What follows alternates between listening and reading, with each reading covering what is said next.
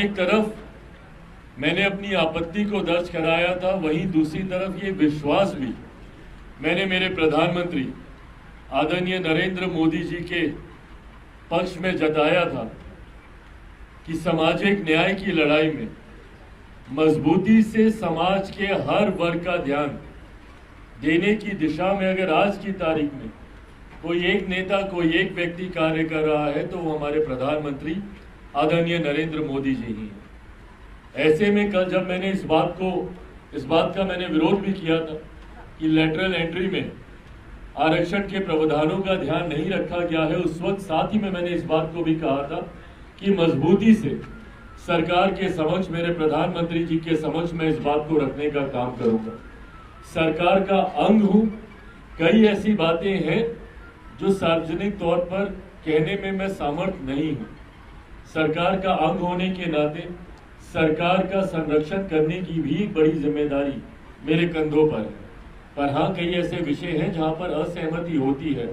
पर असहमति को दर्ज कराने के लिए भी सरकार के भीतर मुझे एक मंच मुहैया कराया गया है, जहां पर अक्सर ऐसे विषयों को प्रमुखता से मैं रखने का काम करता हूं। जैसे ही ये लेटरल एंट्री वाला मामला हम लोग के संज्ञान में आया, उसी वक्त से मैंने लगातार अलग अलग जगहों पे कंसर्न अथॉरिटीज के सामने मैंने अपने इस विषय को रखा। प्रधानमंत्री जी के समक्ष मैंने इन बातों को प्रमुखता से रखा। उनके संज्ञान में अनुसूचित जाति, जनजाति, पिछड़ा वर्ग के लोगों के तमाम चिंताओं को मैंने रखने का काम किया। लगभग पिछले 1.5-2 दिन से लगातार मैं खुद प्रधानमंत्री जी के और प्रधानमंत्री जी का कार्यालय मेरे संपर्क में रहा। उन्होंने इस विषय से जुड़े हुए हर बिंदु पर मुझसे चर्चा करने का उन्होंने काम किया। समय समय पर जो दस्तावेज भी उनको मुहैया कराने की जरूरत पड़ी, पिछले 1.5-2 दिन में मैंने उनको तैयार कर प्रधानमंत्री कार्यालय पीएमओ में भी मैंने भेजने का काम किया, इस विश्वास के साथ कि प्रधानमंत्री जी जब इस विषय की गंभीरता को समझेंगे और वो समझेंगे निजी क्षेत्र में आरक्षण की व्यवस्था नहीं है, ऐसे में सरकारी क्षेत्र में कोई भी नियुक्ति होती हो, किसी भी तरीके की नियुक्ति होती हो, ऐसे में सरकार को आरक्षण के नियमों का पालन करना चाहिए। ये मांग लोक जनशक्ति पार्टी रामविलास की रही है हमेशा से। विपक्ष जो आज की तारीख में इसको लेकर हो हंगामा खड़ा करने का कार्य कर रहा है, ये प्रेसिडेंट्स भी विपक्ष की सरकारों के दौरान ही खड़े किए गए हैं। इन्हीं लोगों ने कई ऐसी नियुक्तियां की हैं, भले आवाज वैसे भी आ ही रही होगी, भले वो कांग्रेस की सरकार हो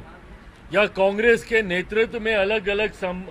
अलग समय में बनी गठबंधन की सरकारें हों। इससे पूर्ण भी कई ऐसे उदाहरण रहे हैं जहां पे लेटरल नियुक्तियां की गई हैं, जिसके तहत डायरेक्ट उन पदों पर बिना आरक्षण के प्रावधानों का ध्यान रखे हुए नियुक्तियां कराई गई हैं। और आज जब हमारी सरकार के द्वारा इस तरीके का विज्ञापन आया तो विपक्ष ने एक ऐसा माहौल बनाने का प्रयास किया जैसे इतिहास में पहली बार ऐसा हो रहा हो। पहले हुआ इसलिए ये हो रहा है, सही है, मैं इसका भी पक्षधर नहीं हूं, इसीलिए मैंने इसके खिलाफ भी अपनी बातों को रखा। पर जो विपक्ष एकदम हमदर्द बनने का प्रयास कर रहा था, अनुसूचित जाति, जनजाति, पिछड़ा वर्ग से आने वाले लोगों का हिमायती बनने का प्रयास कर रहा था, ये वही विपक्ष है जिसने समय समय पर, अपने समय पर डायरेक्ट ये भर्तियां करने का कार्य किया। पूर्व प्रधानमंत्री डॉक्टर मनमोहन सिंह जी उसका उदाहरण है, मोंटेक सिंह आलूवालिया जी उसका उदाहरण है, कई ऐसे नाम हैं जो इसके उदाहरण रहे हैं। पर बहरहाल हम लोगों ने इस बात की आपत्ति दर्ज कराई कि अगर इतिहास में हुआ है इसीलिए हमारी सरकार भी इसको इसी तरीके से लागू कर दे, ये उचित नहीं है। और कहीं ना कहीं एक गलत परसेप्शन सरकार का ऐसी नियुक्तियों के बाद समाज के बीच जाएगा।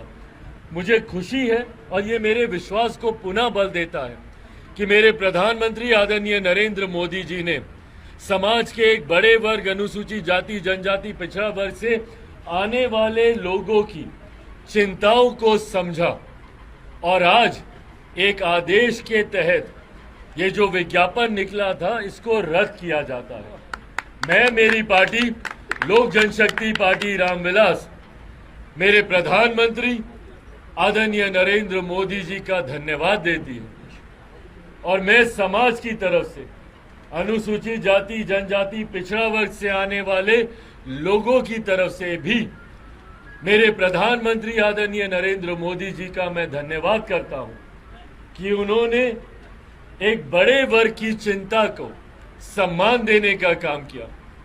और जो ये नियुक्ति निकाली थी उसको रद्द करके पुनः उन्होंने इस समाज का विश्वास जीतने का काम किया। ये पत्र थोड़ी देर में आप सबके साथ मैं साझा भी कर दूंगा। इस पत्र के माध्यम से यूपीएससी चेयरमैन को ये निर्देशित किया जाता है डॉक्टर जितेंद्र सिंह जी के द्वारा, जो कि एमओएस है पीएमओ के, उनके द्वारा ये निर्देशित किया जाता है चेयरमैन यूपीएससी को। और इसमें कहा जाता है कि जो एडवर्टीजमेंट निकाला है वो प्रधानमंत्री जी के this aspect needs to be reviewed and reformed in the context of Honorable Prime Minister's focus on assuring social justice. Hence, I urge the UPSC to cancel the advertisement for the lateral entry recruitment issued on 17/8/2024.